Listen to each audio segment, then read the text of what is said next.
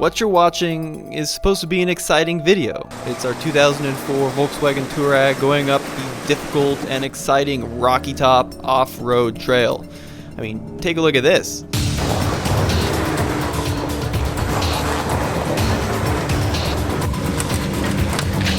I think this obstacle is too big for me. Bad. It's way steeper than it looks. Oh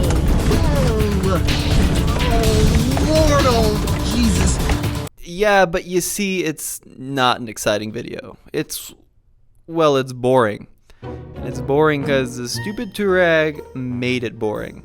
And this is completely unplanned and not as we anticipated, but check out what happened when we drove this 2004 Volkswagen up a trail that stumps a discovery.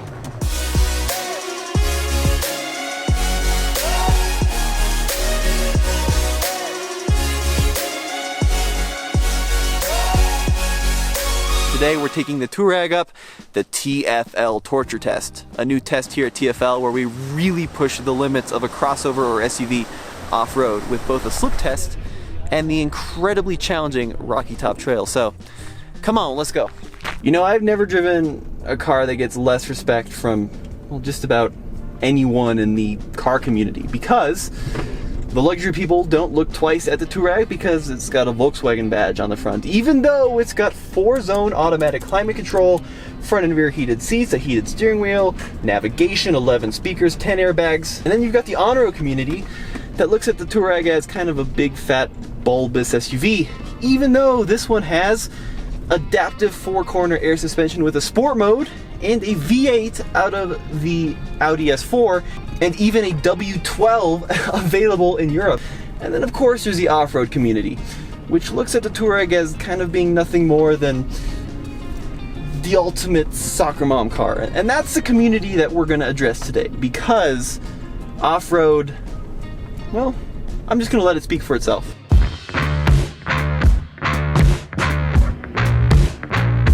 This is our TFL slip test. What we're going to do is get various wheels stuck on purpose, see if the car can get us unstuck.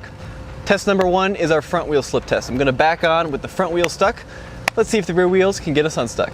So it's funny, usually when we do these slip tests, we're doing it in crossovers. And this is a crossover, but it's a crossover unlike, well, just about any other, because most crossovers have a front wheel drive bias system. This one has an actual transfer case with an actual center diff lock and an actual rear diff lock. So what that means is it's going to perform differently. Now, when I'm backing onto the rollers, this is what I'm actually most worried about, is the weight, because this thing weighs well over 5,000 pounds, 5,500 pounds-ish. So into neutral, let it settle. Now I've got it in normal mode, so high range, I've got my center diff lock off, just like you drive it every day. Into drive, let's see what happens. Okay, so you saw that, a little bit of spin, and then it immediately figured out what was going on and got us off the rollers.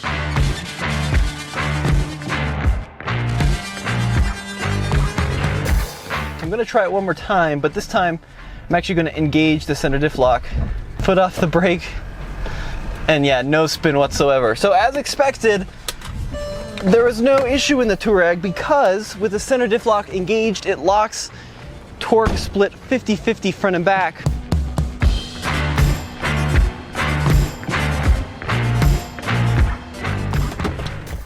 The Touareg, or I guess Touareg as it's technically pronounced, is a car you have probably never ever considered or even looked at on the road. And that's because it doesn't have the panache of a Range Rover or the ruggedness of a Toyota or the general interest of a Jeep, but I'm here to tell you today that this underrated, over-engineered crossover is actually super interesting, and here's why. First of all, we've got a proper low-range transfer case, not a gearbox that, you know, kind of just locks it in a first gear, but a proper low-range transfer case with a center differential lock, with a rear differential lock. We also have air suspension, which means in its max setting, I have over 11.8 inches of ground clearance.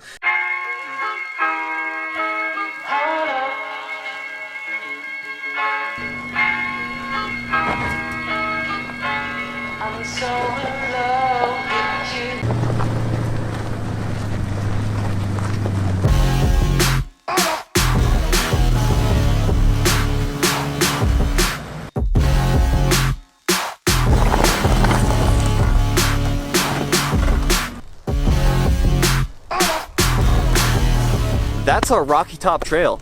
It's steep, it's loose, and it's got some exciting articulated sections. Okay, so first stage of Rocky Top, and I've got a lot of toys I can play with here. So it's really actually pretty steep. Probably doesn't look it on camera, but it's hard to walk up. So low range for sure, and I'm actually gonna go ahead and lock the center diff like that. And then I've got 4 levels of suspension height. I've got access mode, which is about 6 inches, that's for your grandma. Normal mode, which is for street driving, that's about 7-ish inches. And then of course I've got off-road mode, which is 9 or so inches. And then the max height's called X''TRA or extra, and that one is close to 12 inches. Now, you're not really supposed to drive around in that mode, so I'm gonna put it in off-road mode, which I have, and just a center diff lock for this first part. I wanna see if the computers can figure out what's slipping and if it can distribute power to the wheels that have traction. It does have something called auto diff, which should lock them up if needed. So this is just low range center diff lock. That was supposed to be hard. I brought the RAV4 up here a little while back, and it really struggled up bad. So you feel the wheels spinning. Give it just a little bit more of a bump here. Come on, come on, come on, come on, come on, come on, come on, come on, come on. So, I actually didn't slip, I think, at all during that. So, in automatic mode, the transmission starts in 2nd gear low range, and I can tell you that, yeah, it's a super low range, super low. The next test is the diagonal slip test, and this throws off a lot of vehicles. So it's a loss of traction at opposite corners, in this case the front left and the rear right. Now, this situation is very common off-road when you're articulated, and it's actually very common in the snow as well. So in most vehicles what will happen is the wheel on the rollers will spin and spin and spin, and because most vehicles have open diffs, it'll break the wheel that's spinning, forcing power to the wheel with traction. Now we're going to try that system in this Touareg because even in 2004 it had a pretty advanced traction control system, and then we're going to lock the rear diff, which is the piece de résistance of this Volkswagen. And what that means is both wheels are getting equal power. So let's see what happens. High range, no diff locks engaged. And actually, I have a feeling that in normal mode, the auto differential locks on this Touareg are going to work better than 99% of modern crossovers. So into drive, diagonal slip test, foot off the brake, a little bit of throttle. Yeah, and you can actually immediately feel it lock. There's a direct connection with the axle, which is pretty cool.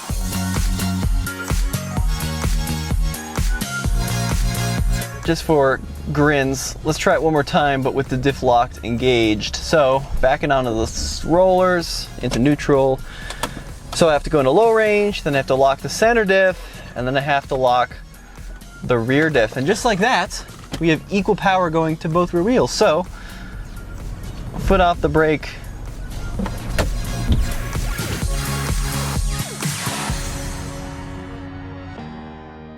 This Touareg has one of the coolest features I've ever seen in any car ever for off-roading, and it's kind of a unique thing going on here. So underneath the seat there's a little lever, and if you pull the lever, the seat pops forward. Come on.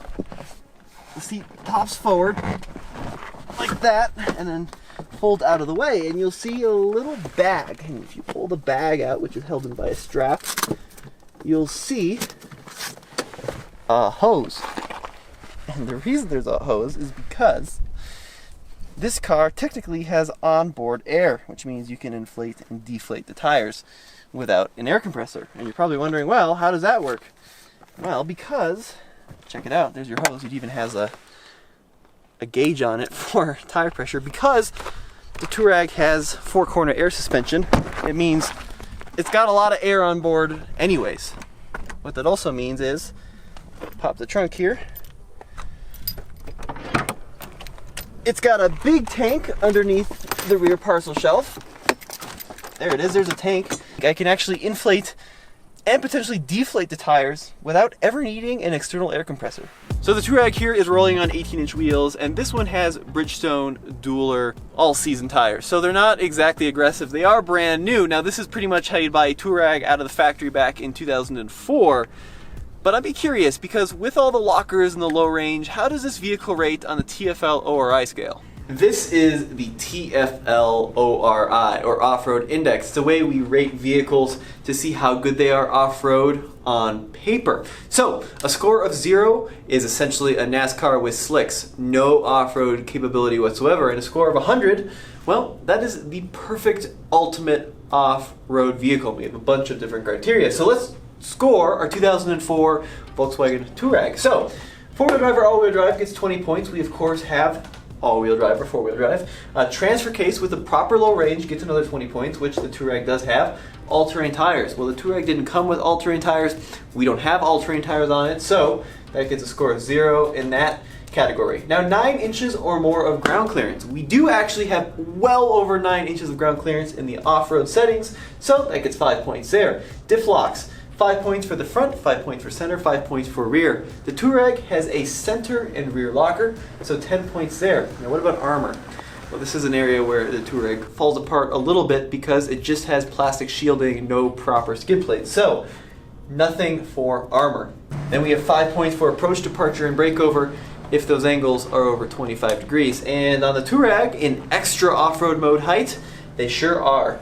28-degree approach, 27 departure, and 27 breakover, so 15 points there. Then of course we have cameras. So these are off-road tech cameras that can be used on the trail. The Touareg doesn't have any cameras. It's pretty old, so no points there. Then of course we have the subjective score. Now this is just 1 point that we are allowed to give the car based on our opinions. I think the Touareg's pretty cool because it's kind of the ultimate off-road sleeper. So I'm going to give it a 0.7 because it doesn't have skid plates, it doesn't really have recovery hooks, which is kind of a bummer. So the total score for the 2004 Touareg that we have equipped is 70.7, which is a very high score given the fact that it's just a unibody, mostly road-going crossover. This is kind of the end of the line for most street-going crossovers and even some of the off-roady ones. Now this is a brand new test, but I can tell you that this is a hard part of the trail. It's very steep, it's got big rocks, those rocks are loose, and at the top there is a hugely articulated tree root, which is going to put us up on 2 wheels. So for this one, it's time to go into low range. It's time to go center diff lock, and it's time to do rear diff lock. Now, this Touareg, when it was brand new, $53,000, or in today's money, turn my parking sensors off, $76,000 for this Touareg, which is incredible. This would have been about the same price as a Land Cruiser.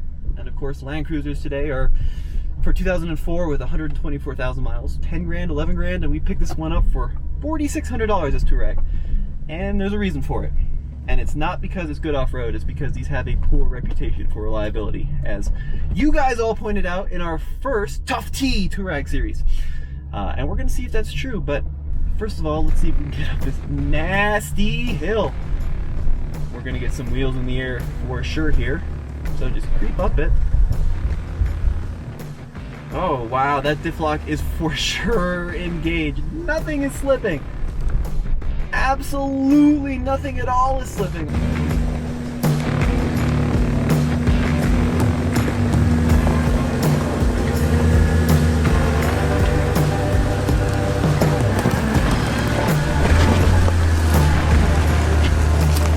Oh wow, that is pretty tippy. There we go, there we go, there we go. Come on now. That's not bad. That's not bad at all. That was awesome, actually. That was freaking killer. Wow, I mean, I don't know how much better it could really be. Some better tires would help out a little bit for sure, but all in all, that was really great. Oh, you can hear the rear diff lock crabbing there. That's pretty goofy. Okay. I interrupt this video to give you, well, the juicy stuff that you all, if I'm being honest, really want to know about, and that is the service history. Because if you watch our last Touareg video where we introduce the car and go over the cool features and whatever, all of you guys in the comments said that they are poorly made. And actually some of you guys said that they're the worst car ever made, which I think is just crazy because I drive a Land Rover Discovery too, so I'll be the judge of that one. But let's go into the service history because we bought this car for $4,600 120-ish thousand miles, and it has the most complete service history I've ever seen, which gives you guys a unique insight because I have receipts for everything on the car. Everything that went wrong, everything that broke, every oil change and wiper and whatever, all that stuff. So I thought we should go over it. Now this is from new to 115,000 miles, at which point the second owner bought it, and he did the work himself, so that's less juicy. So the question is, how much does it cost to operate a Touareg, what some of you guys said is the worst car ever made, from brand new to 113,000 miles? Well, I spent forever doing homework, and it was a ton of it because I just have so many receipts, and they just keep coming, and they keep coming, and it's like it's non-stop. So I thought I'd compile the most interesting ones and kind of go over those, and I did that on a notebook to save you about 2.5 hours. So what did I find? Well, let's talk about services, and this is pretty much exclusively oil changes, pollen filters, you know, the usual, the 40,000 mile service, 50,000 mile, 10,000 mile service. They're boring stuff, nothing that interesting. There was a battery in there, but mostly it was exclusively oil changes. And this car has had them religiously every 4,000 to 5,000 miles, done at a Volkswagen dealer. So between 0 and 113,000 miles, that total comes to just over $2,991, which is a lot of oil. And then we've got the issues. Stuff that you're ready to start commenting on right now, aren't you? Yeah, I know you guys. So, what's gone wrong? Well, between 0 and 60,000 miles, pretty much everything. And this has been the most bizarre service history I've ever read. And I almost thought something was missing, but it isn't, because I've got all the receipts for the oil changes. But 0 to 60,000 miles, the car was an absolute disaster. So it had coolant leaks at 11,000 miles. The speakers went out at 22,000. Trans cooler started blasting transmission fluid everywhere at under 30,000 miles. The alternator needed to be replaced at 28,000 miles. The radio was replaced. The rear prop shaft was replaced at 40,000. I mean, just a garbage can of issues. But the second it hit like 60,000 miles, for some reason, things started to go right for the car. It's almost like all the bugs and all the issues and all the recalls had been sorted by then. And from 60 to 113,000 miles, very few things went wrong. It needed trunk hatch struts at 93,000 miles. And it needed a timing belt, thermostat, water pump at 80,000 miles, which is pretty routine. But knock on wood, we're looking pretty good right now, because since about, like I said, 60K, it's been pretty dead reliable. Some of the interesting, juicy ones, well, let me find it here. Oh, this is a good one. So this is a receipt at 55,000 miles, so it was out of warranty at this point, for $5,062. What did $5,000 get you back then? Well, it got you all new wheel sensors, all new brakes, brake pads, brake rotors. What is this? Some alternator work, it looks like. This thing's gone through like 2 or 3 alternators. Oh, and one thing that I guess Touaregs, at least this one, has had a big issue with is the squirters for the headlights, which is a weird thing to go wrong, but they've gone wrong twice before 60,000 miles. So watch that, you guys out there buying Touaregs. But the point is they're expensive cars to maintain. And you gotta realize that. They're beautiful cars to drive.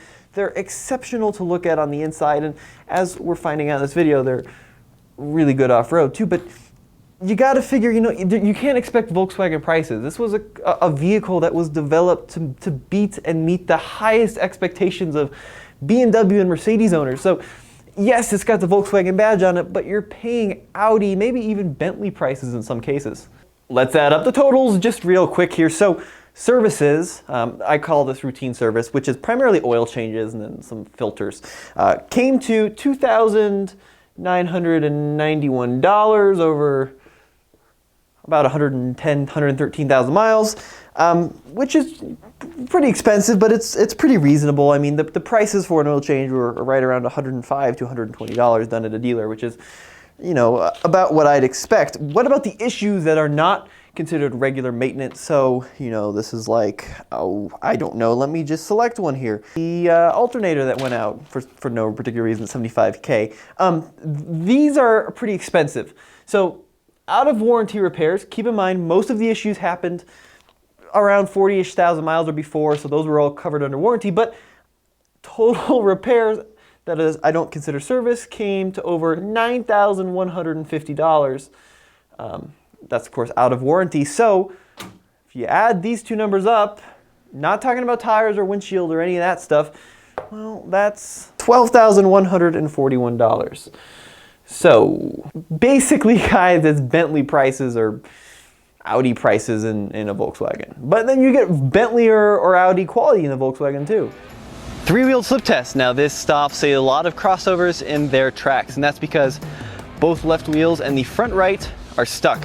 Only the rear right has traction, and we're on a slight hill as always. So we're gonna try it in normal mode with no lockers, and we're gonna try it with the center locker, and then we're gonna try it with the center and rear. See what it'll take to get us unstuck, if it happens. Tire range, no lockers. This is gonna take the computers to figure out what's going on and why I'm subjecting this poor old beast to this, and then hopefully get us unstuck. Whoa! Into neutral. Let it find its groove here. There we go, I think we're settled. And now into drive. Let's see what you got, car. Okay, well, yeah. There may be a brief second of slip before the auto lockers figured out what the heck was going on.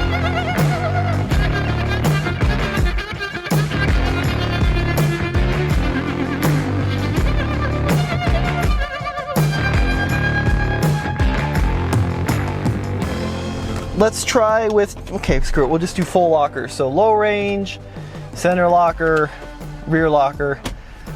Let's see what happens, foot off the brake. Okay, a little better, but I mean, come on. It did it with absolutely no slip in normal mode.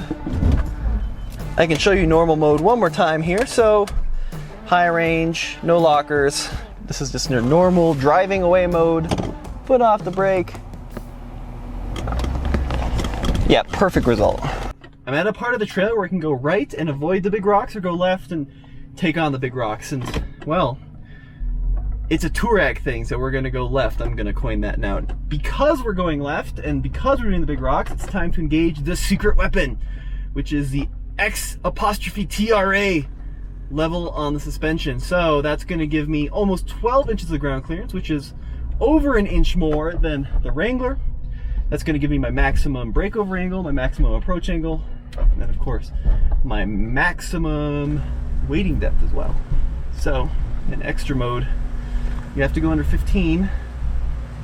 The one thing I don't like about this Touareg is I don't actually have underbody protection. It's just plastic shielding. I also don't actually have tow hooks, which kind of sucks. So I'm just going to take it super easy. So far so good. Lot of control with this low range. Oh yes. So much ground clearance in the extra setting. So much. And just like that, we're at the top of the Rocky Top. I've been in your waters.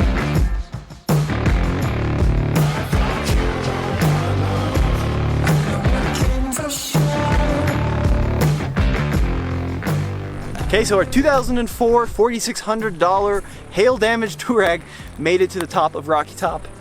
Pretty much easier than I've taken any vehicle up here ever. With that rear locker engaged, the extra suspension height for the big rocks, it's just a monster. And I know it gets no credit in the off-road world because it's a 15-year-old Volkswagen that's way over-engineered and is gonna cost thousands if it breaks, but I think it deserves more credit than it gets, because that's basically a Land Rover LR3 underneath when you think about it.